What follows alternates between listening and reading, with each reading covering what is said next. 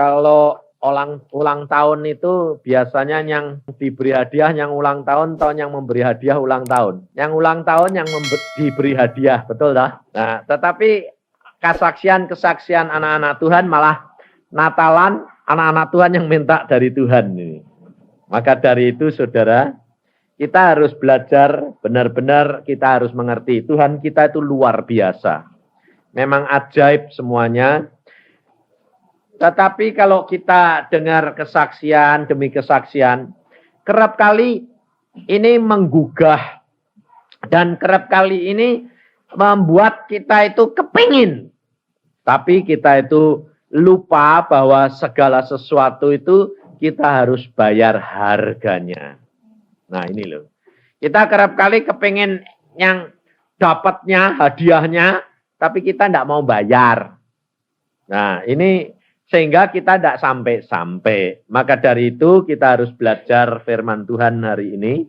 Benar-benar kita harus dapat mengerti bagaimana sebetulnya kehidupan kekristenan ini. Sebab Tuhan itu mencintai kita itu sama, saudara. Tidak berbeda. Kalau beda kan nanti anaknya iri satu kepada yang lain. Semua sama. Dan Allah kita itu tidak terbatas. Mau memberi apa saja bisa, betul enggak? Tapi kenapa Tuhan tidak berikan semuanya sama? Sebab Tuhan mau memberi sesuai dengan kebutuhan dan keperluan kita. Sebab kalau diberikan berlimpah-limpah, saya yakin saudara enggak malah memuliakan Tuhan, tapi malah mabuk. Mabuk berkat. Malah kalau mabuk berkat malah lupa Tuhan. Maka Tuhan berikan sesuai dengan kadar masing-masing. Maka dari itu saudara kita belajar dari firman Tuhan ini di dalam Lukas pasal yang pertama. Kita belajar firman Tuhan di dalam Lukas pasal yang pertama. Apa yang telah dijanjikan Tuhan sekarang kita lihat. Peristiwa-peristiwa yang terjadi dan apa yang Tuhan janjikan kepada Maria, kemudian peristiwa-peristiwa yang terjadi dan mengapa orang Kristen kerap kali jatuh di tengah jalan.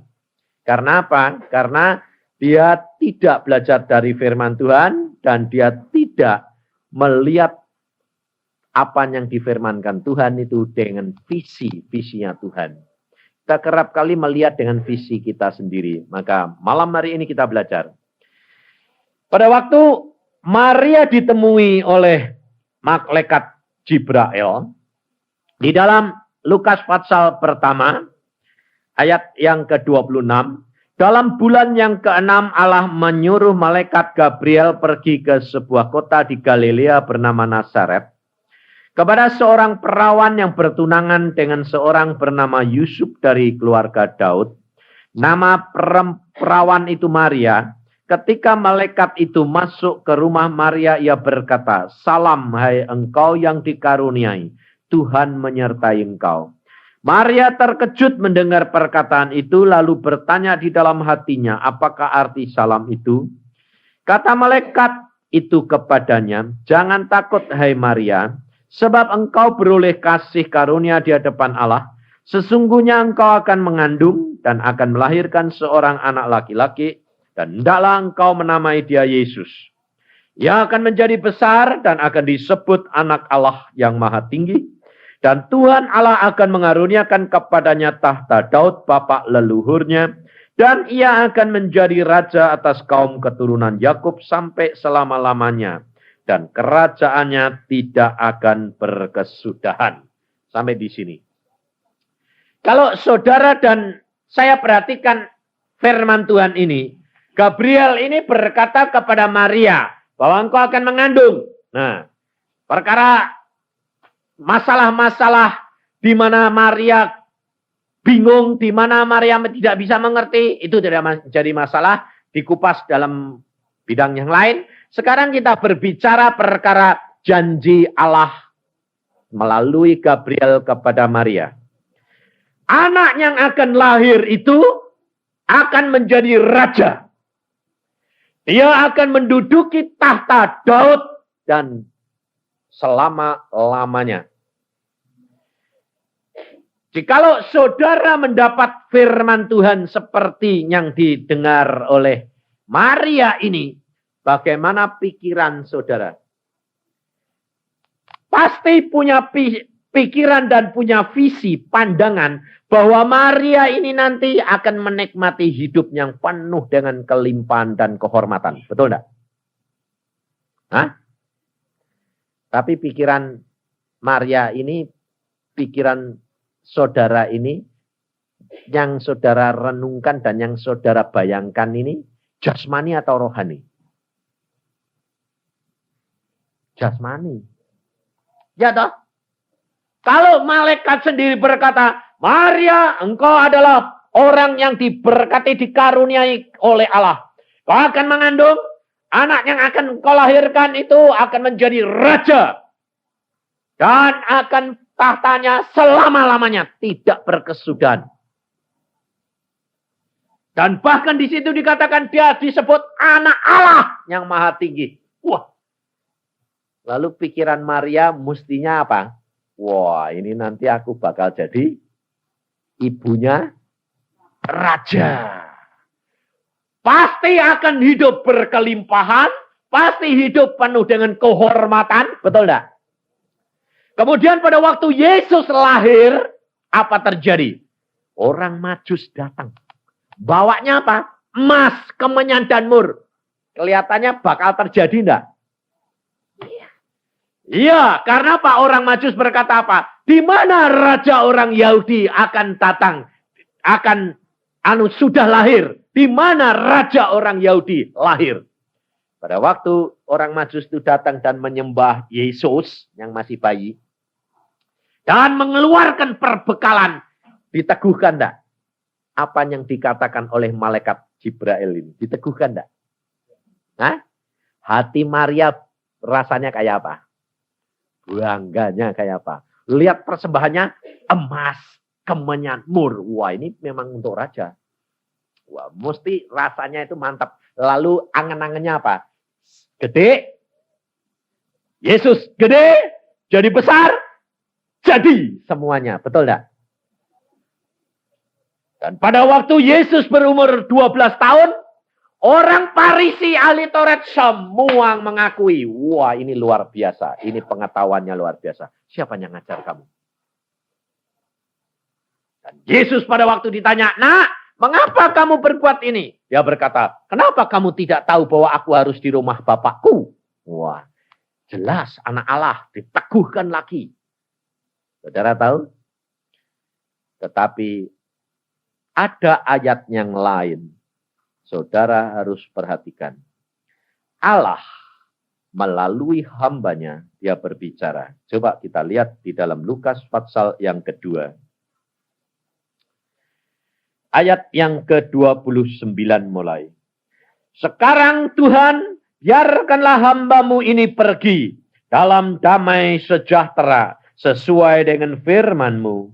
Sebab mataku telah melihat keselamatan yang daripadamu, yang telah engkau sediakan di hadapan segala bangsa, yaitu terang yang menjadi kenyataan bagi bangsa-bangsa lain, dan menjadi kemuliaan bagi umatmu Israel.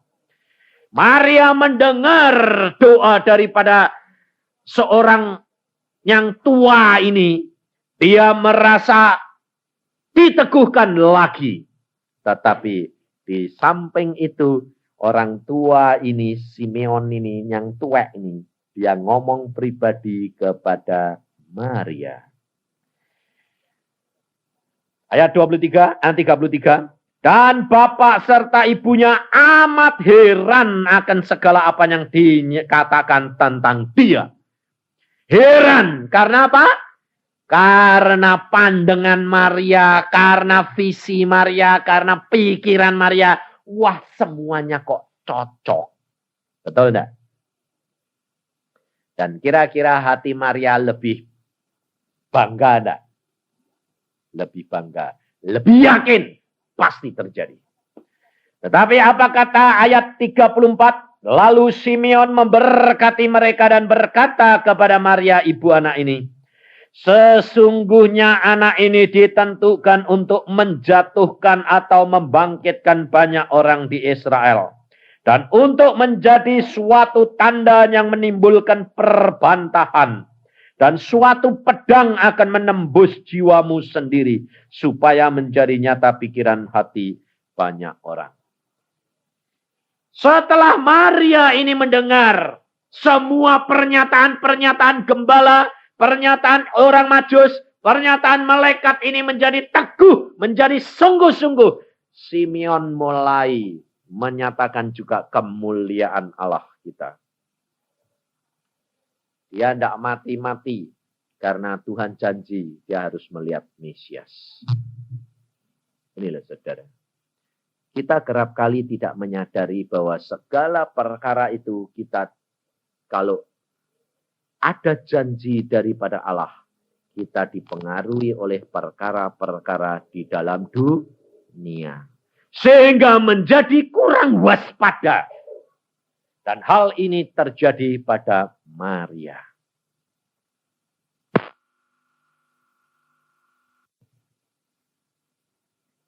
Bilang apa? Itu firman buat saya. Nanti kalau Yusak datang lagi itu, saya tidak ketemu dia. Nah, pada waktu sakit, ini kena koma. Koma, ternyata mengalami koma agak lama. Kemudian saya dihubungi untuk minta berdoa. Tapi jadwal saya penuh, bisanya itu karena rumahnya di dekat sini, jadi sekalian mau pelayanan, mampir sana 5:30. Ya oke. Antara 5:30 jam 6 janjian. Sampai sana malah sudah mati. Dan gak bisa saya lihat mayatnya lagi. Sudah ditutup dalam peti. Loh, cocok gak? Persis gak? Gak bakal ketemu. Lalu anaknya tadi bilang, memang papa sudah bilang kok Pak Yusak. Nanti kalau Yusak datang lagi, aku gak bakal ketemu. Karena firman yang diucapkan dia itu aku. Si Om ini. Dan memang jadi. Nah, pada waktu di jalan tadi saya belum tahu kalau ini Om sudah pulang. Saya bilang, ini koma. Om, berarti masih bisa setengah ketemu ya toh?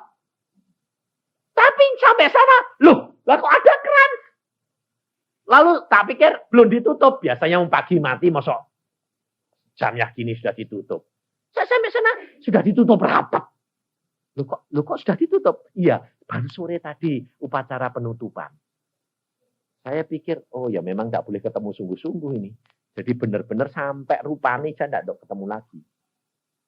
Anaknya tadi tanya bilang, Pak Yusak masih ingat rupanya, oh papa, oh masih.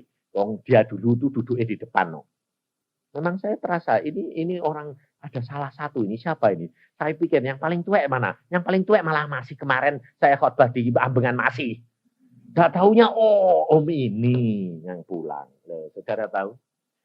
Kita itu kerap kali itu membayangkan tuh saya sendiri. Kerap kali kalau Tuhan berfirman gitu, terus saya bilang, loh Tuhan aku kok tadi ngomong itu tuh buat siapa? Ya tak pikir-pikir ya yang paling tua tau ya dak. Lihat tau logis tau ya dak. Lah saudara coba bayangin. Kalau mau pulang ya mesti dihitung-hitung yang paling tua tau ya dak. Nggak taunya justru yang enggak pulang-pulang. Yang lain lebih besar. Maka dari itu saudara kita itu harus belajar akan firman Tuhan ini. Simeon ini, dia mulai bernubuat perkara apa yang akan dialami oleh Maria. Dan dia berkata, anak ini menjadi satu perbantahan. Loh, padahal dinubuatkan menjadi raja, dia akan berkuasa, kerajaannya akan kekal. Tetapi Simeon mulai mengatakan, firman yang lain mulai masuk. Menjadi perbantahan. Dan satu pedang akan menusuk hatimu. Nah, saya yakin Maria pasti tidak akan memperhatikan ini. Tapi yang dipikirkan apa? Tahta. Betul dah? Kedudukan. Lalu apa? Harta benda mewah. Betul dah? Tetapi ditunggu-tunggu Yesus sampai umur 30 tahun tetap nongkrong di rumah jadi tukang kayu. Kira-kira saudara ibunya Maria ini mulai goyah rak pikirannya. Lu katanya jadi raja.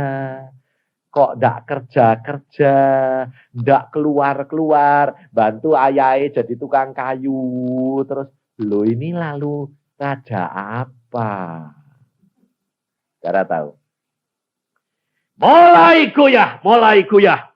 Lalu setelah umur 30 Yesus keluar mengajar. Dan setelah baru mengajar sebentar, apa terjadi?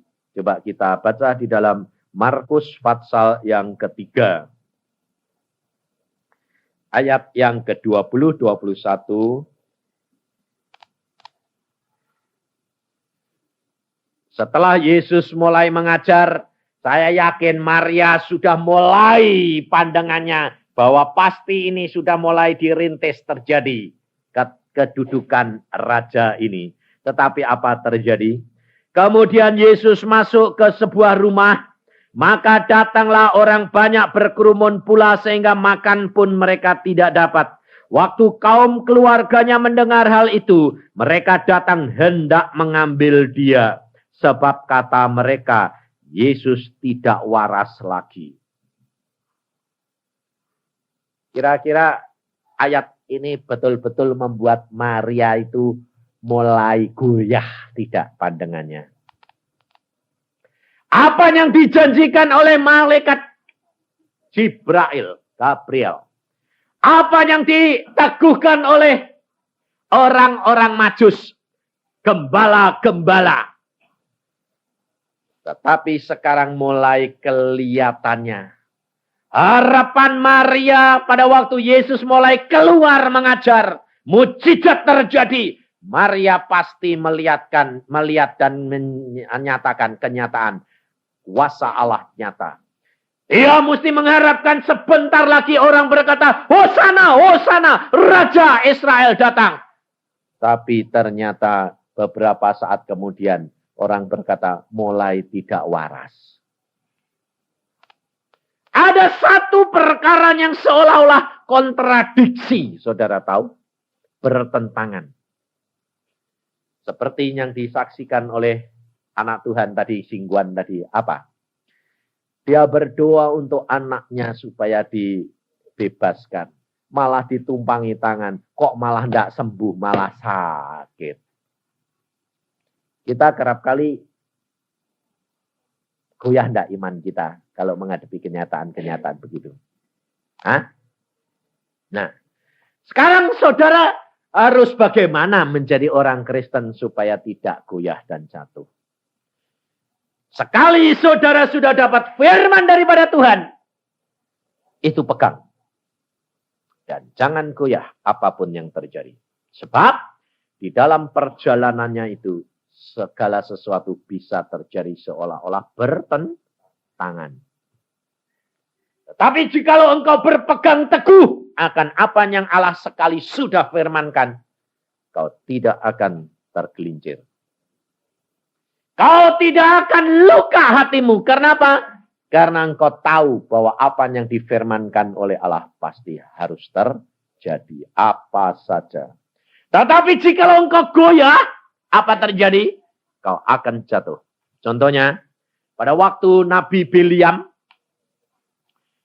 diberitahu oleh Tuhan, kau tidak boleh ikut ikut diundang Raja Median. Tapi Biliam bilang, aku tidak ikut. Pertama, lalu didatangi lagi yang kedua. Lalu dia bilang, Allah ini boleh ikut enggak?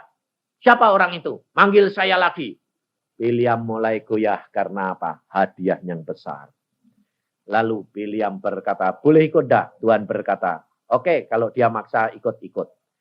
Dia ikut, keledai berbicara menghambat dia. Tetapi dia jalan terus. Apa akibatnya? Dia mati, tidak menikmati akan berkat-berkat dan kemuliaan Allah. Saudara tahu? Kehidupan kekristenan ini, kita dibelajar oleh firman Tuhan ini supaya apa? Supaya saudara ini belajar dan dalami. Mengerti rencana Allah dan cara Allah bekerja. Cara Allah melakukan segala firman-Nya. Cara Allah menggenapkan firman-Nya itu bagaimana? supaya saudara tidak tergoyahkan di dalam pemrosesan yang terjadi dalam hidup saudara dan saya. Maria dia melihat mulai Yesus tidak waras dan mulai dia mau mengambil Yesus. Tapi Yesus tidak tergoyahkan. Kita harus belajar dari pengalaman-pengalaman Maria dan pengalaman daripada Yesus pribadi. Maria tergoyahkan. Dan pada waktu Yesus sebentar dikatakan, Hosana, Hosana. Maria mengatakan, wah ini sudah mulai waktunya jadi. Tapi 3 hari kemudian, salibkan dia. Bagaimana hancurnya hati Maria pada waktu melihat Yesus di atas kayu salib. Semua bayangan yang ada di dalam otak dan hati Maria luluh hancur, betul enggak? Melihat Yesus memikul salib dan Yesus dipaku di atas kayu salib. Semua harapan Maria menjadi runtuh. Maka dari itu saudara, kita harus belajar benar-benar. Tetapi apa yang dialami oleh Yesus? Yesus berkata di dalam Yohanes, kita lihat di dalam Injil Yohanes pasal yang ke-14. Di dalam Yohanes pasal 14 ayat yang ke-30 mulai. Tidak banyak lagi aku berkata-kata dengan kamu sebab penguasa dunia ini datang dan ia tidak berkuasa sedikit pun atas diriku. Tetapi supaya dunia tahu bahwa aku mengasihi Bapa dan bahwa aku melakukan segala sesuatu seperti yang diperintahkan Bapa kepadaku. Bangunlah, marilah kita pergi dari sini. Ini loh. Kata-kata Yesus ini merupakan kunci. Bahwa saudara dan saya harus belajar dari Yesus. Meskipun Maria dipilih Allah menjadi manusia ibu daripada Yesus Kristus Tuhan kita. Tetapi Maria, dia gugur iman percaya pada waktu dia melihat Yesus di atas kayu salib. Pandangan Maria, dia runtuh. Karena apa? Karena visi Maria bukan visinya Allah. Visi Maria bukan visi Yesus. Maka Yesus berkata pada waktu dia masuk ke dalam ke perjalanan ke atas kayu salib. Dia berkata kepada Maria juga. Bukan kepada siapa-siapa. Dia berkata kepada ibunya juga. Kita lihat di dalam Lukas pasal 23. Ayat yang ke-28. Ayat 27 dulu. Sejumlah besar orang mengikuti dia. Di antaranya banyak perempuan yang menangisi dan meratapi dia. Yesus berpaling kepada mereka dan berkata, hai putri-putri Yerusalem, janganlah kamu menangisi aku, melainkan tangisilah dirimu sendiri dan anak-anakmu. Sebab lihat, akan tiba masanya orang berkata, berbahagialah perempuan mandul dan rahimnya tidak pernah melahirkan dan yang susunya tidak pernah menyusui. Maka orang akan mulai berkata kepada gunung-gunung, runtuhlah menimpah kami. Dan kepada bukit-bukit timbunilah kami. Sebab jikalau orang berbuat demikian dengan kayu hidup, apakah yang akan terjadi dengan kayu kering? Yesus ditangisi oleh perempuan-perempuan. Di antaranya siapa? Ibunya sendiri, Maria. Tapi apakah Yesus merasa dia perlu dikasihani? Tidak. Dia berkata, tangisi dirimu sendiri. Jangan menangisi aku. Visi ini loh saudara, yang tidak tergoyahkan dengan penderitaan. Karena dia tahu, dia punya visinya Allah Bapaknya. Allah sudah menetapkan dia bahwa dia harus jadi raja di atas segala raja. Bahwa dia dilahirkan dalam dunia. Dan dia akan menjadi raja di atas segala raja. Segala kuasa di dunia dan di surga menjadi di dalam tangan dia. Kapan? pada waktunya nanti Bapak sudah menganugerahkan kepada dia. Bapak sendiri yang menetapkan segala perkara. Tetapi di dalam perjalanan hidupnya, di dalam pemrosesan itu, dia harus melalui kayu salib. Dia tahu. Dan dia punya visinya Allah. Maka dia di dalam ayat tadi berkata, Yohanes 14 tadi, semuanya ini aku lakukan karena aku mengasihi Bapa. Penguasa dunia tidak berkuasa terhadap diriku. Tetapi karena supaya dunia tahu, aku mengasihi Bapa, aku melakukan semuanya. Menyerahkan, rela menanggung segala perkara. Dan tidak pernah mengeluh. Dia cuma berkata, semuanya ini karena aku mengasihi Bapa. Aku rela melakukan ini. Ini loh saudara. Mengasihi Bapa lebih dari segala-galanya. Ini kuncinya saudara. Kita kerap kali masih terpancang kepada berkat. Coba, saudara tadi dengar kesaksian ibu tadi, terus terang, ibu tadi bilang apa? Wah, kalau Yusak bisa, kalau Silas sisa, saya ya bisa Tuhan. Masa aku anakmu ndak mau kasih. Betul enggak? Nah, saudara dengar dia sekarang dapat, kamu juga mikir gitu enggak?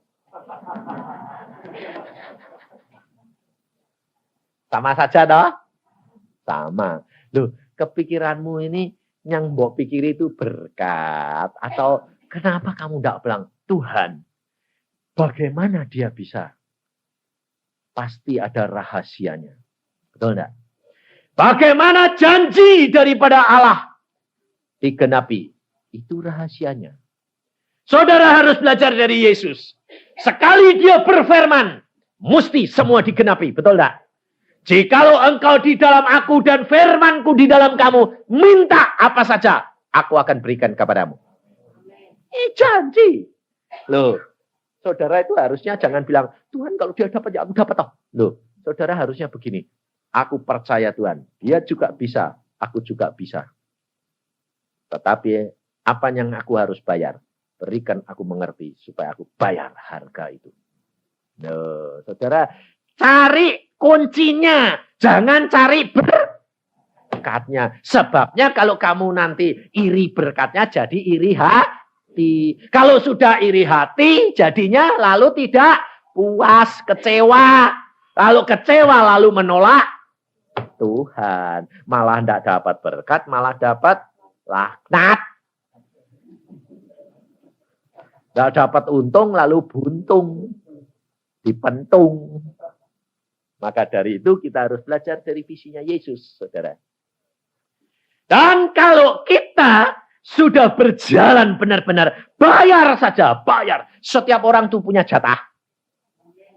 Tidak usah takut. Ada jatahnya sendiri-sendiri. Tidak usah dikejar-kejar. Berkat ngejar saudara. Karena apa? Karena firman Tuhan berkata, aku akan perintahkan berkat untuk turun ke atas kamu. Loh, berkatnya yang kamu kejar atau berkatnya yang turun? Nyari kamu.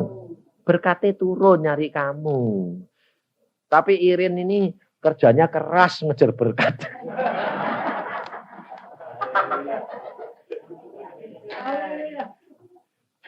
Sampai saya tuh terus terang, saya kalau lihat dia sampai geleng-geleng. Sebabnya saya kasihan, bukan karena saya itu jengkel, enggak, kasihan. Karena apa? Lah, pakai brompit sudah badannya gede gitu. Kasihan sampai gini, Tuhan berkati, berkatono si Tuhan. Supaya dia itu enggak usah sampai kayak begitu, capek. Tapi memang dia punya semangatnya hebat, saya akui, memang saya akui. Dan Tuhan yang ngukur dari situ itu bagaimana? Karena Tuhan itu berkata, jadilah sesuai dengan imanmu. Maka dari itu saudara, kita harus benar-benar mengerti akan firman Tuhan. Dan kita harus benar-benar belajar. Ada masa yang harus dibayar. Masa seolah-olah masa penderitaan. Apa yang dialami oleh Yesus itu untuk mencapai janji daripada Allah. Kekuasaan, kedudukan, kemuliaan itu, dia harus membayar harga. Dan saudara pun harus bayar harganya, saudara tahu. Seperti Ngguan tadi bersaksi, anaknya didoakan, malah terbalik. Malah sakit terus muntah-muntah.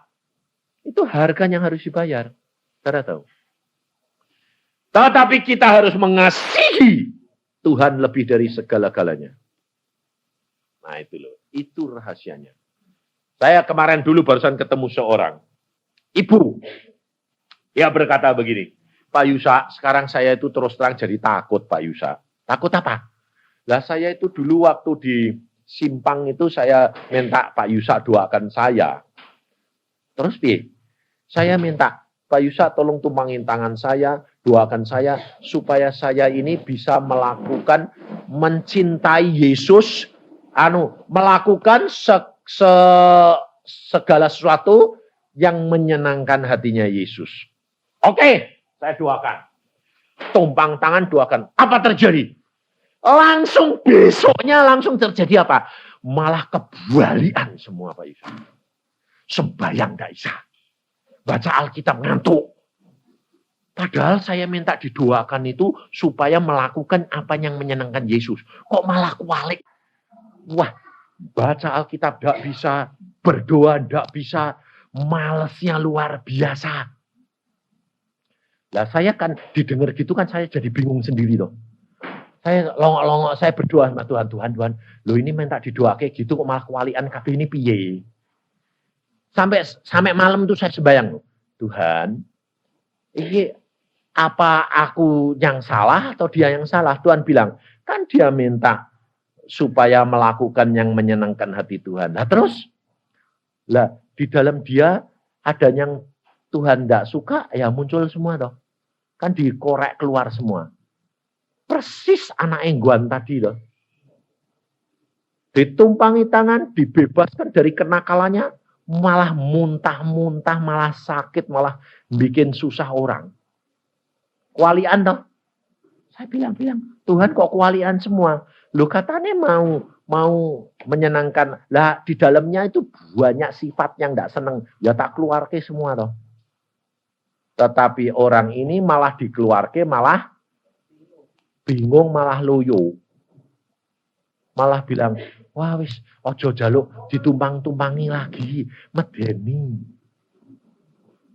Saya malah bilang gini, wah beneran Tuhan, jadi ndak orang ndak minta ditumpangi tangan satu-satu, capek. Saudara tahu?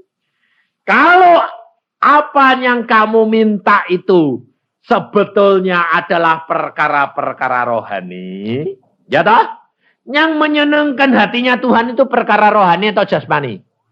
Rohani dan jasmani. Tetapi jikalau pikiranmu cuma perkara-perkara jasmani, apa yang kamu dapatkan? Kekecewaan. Betul? Kenapa kecewa? Karena tidak seperti yang kamu inginkan. Maka dari itu saudara kamu harus belajar. Visi kita bukan visinya Tuhan. Kita harus punya visi. Visinya Yesus.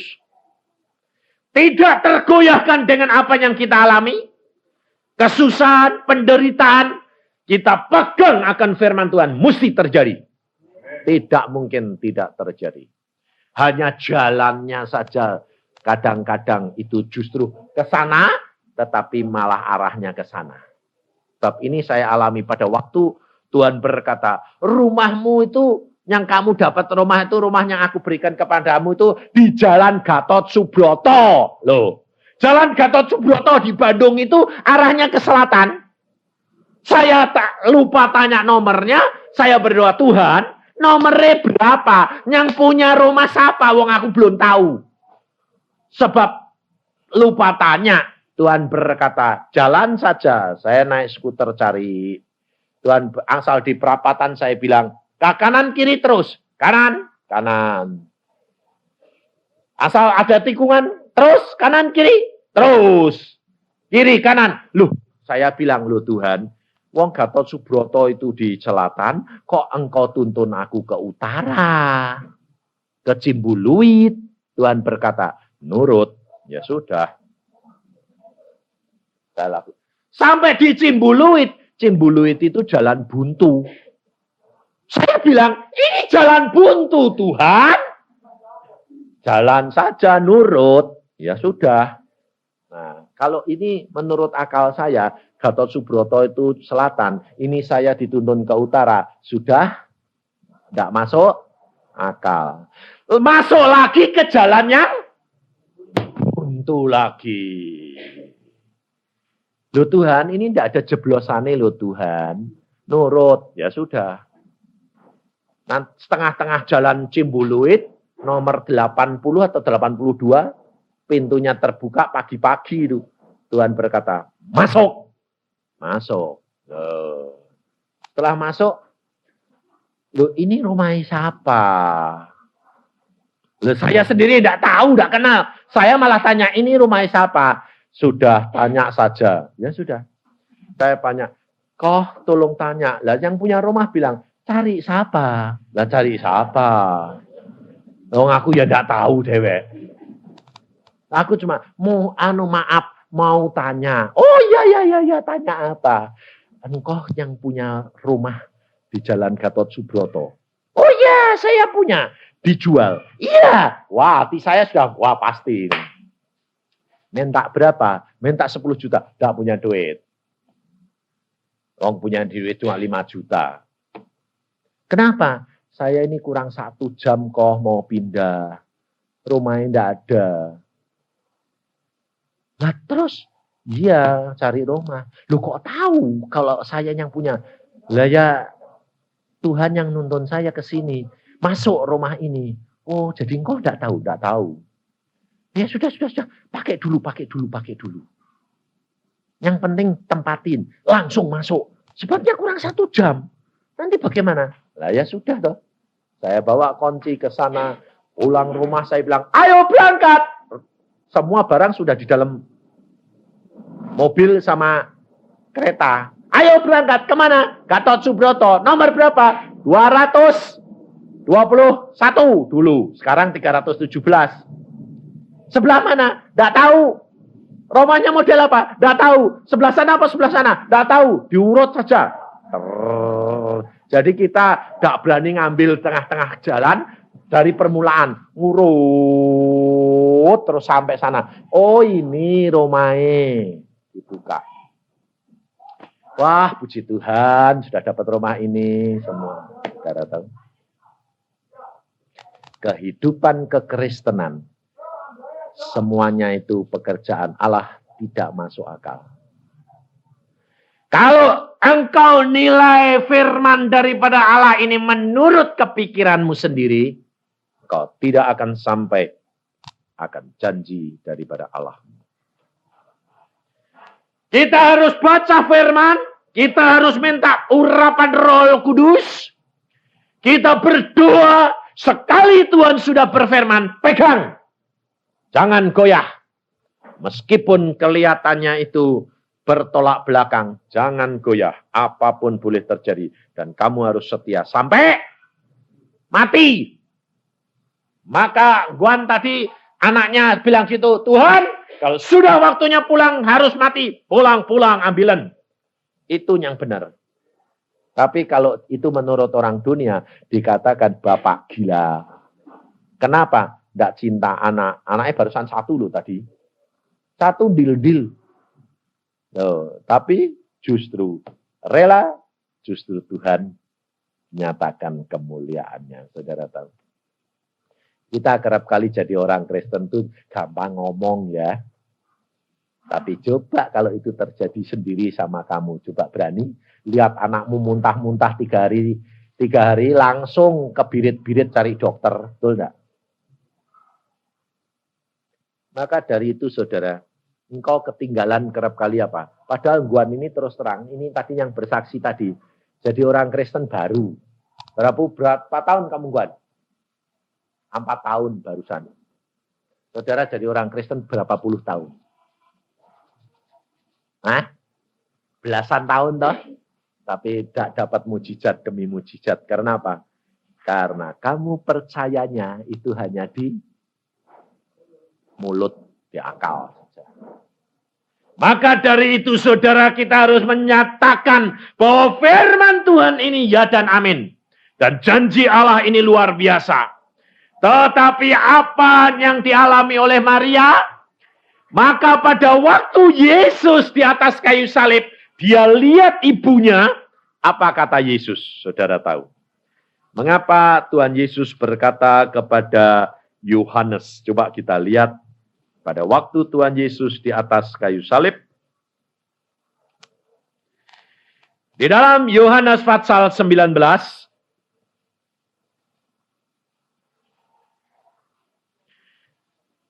Ayat 26 dan 27.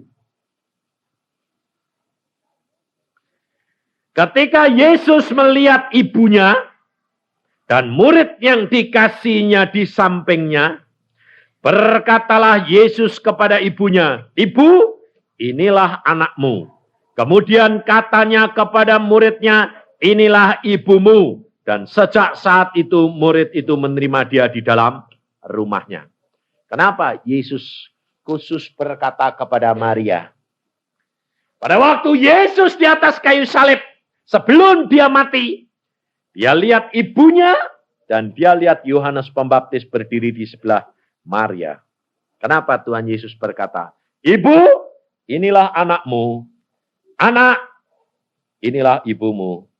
Kenapa Yesus menyerahkan, mengambil alih supaya Yohanes diambil alih oleh Maria sebagai anaknya? Sebab Maria punya pikiran hanya sampai kepada batas manusia, kedagingan.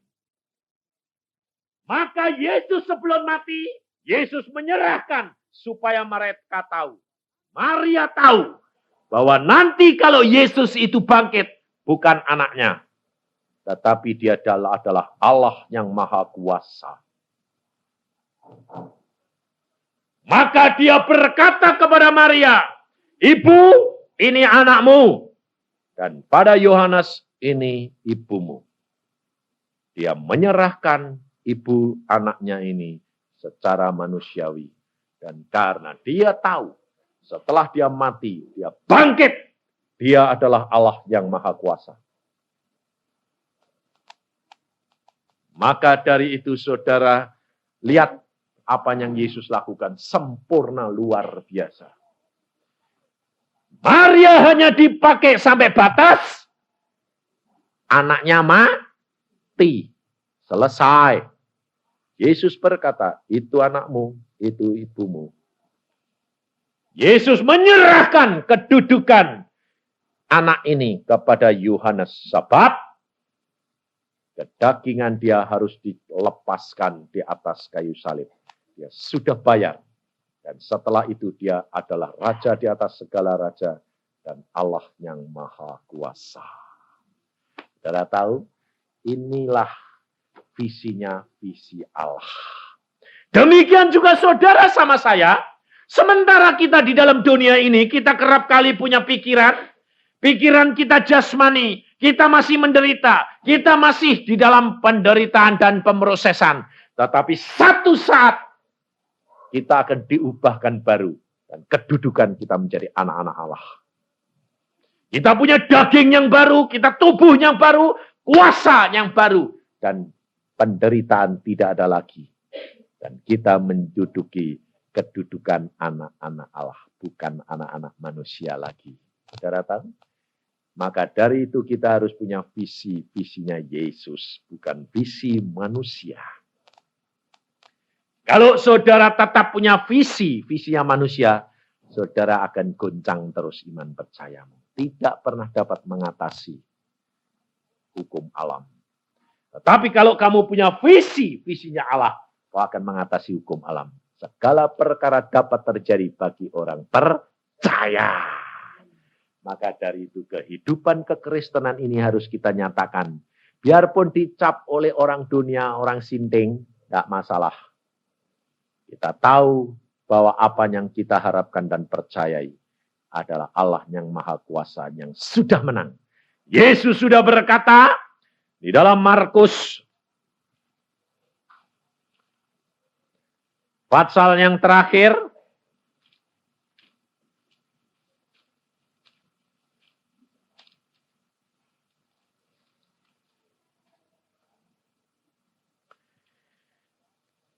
ayat yang ke-14, pasal 16.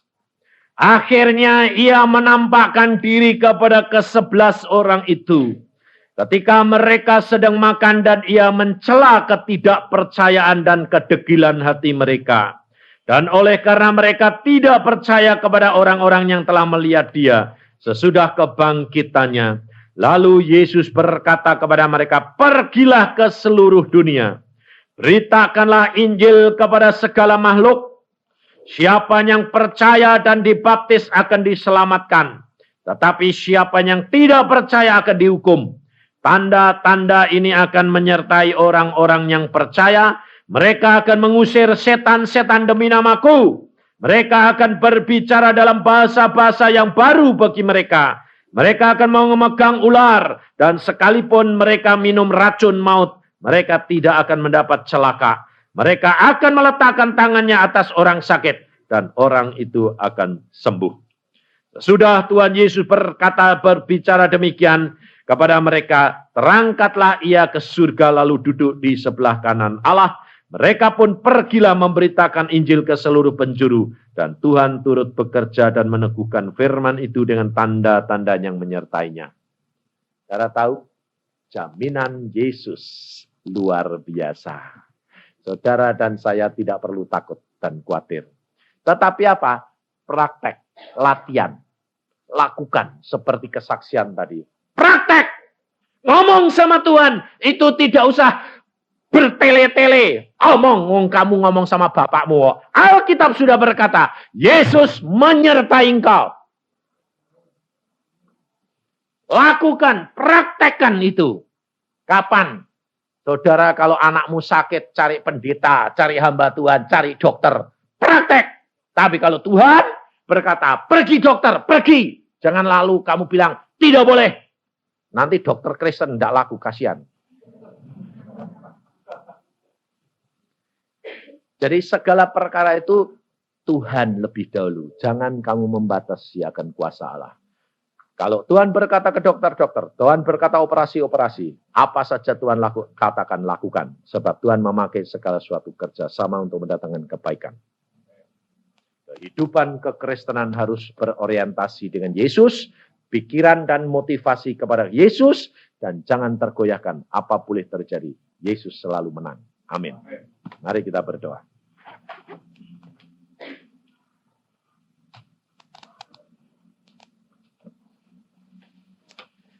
Tuhan, firman-Mu sudah hamba sampaikan pada malam hari ini anak-anak-Mu melihat semua Tuhan.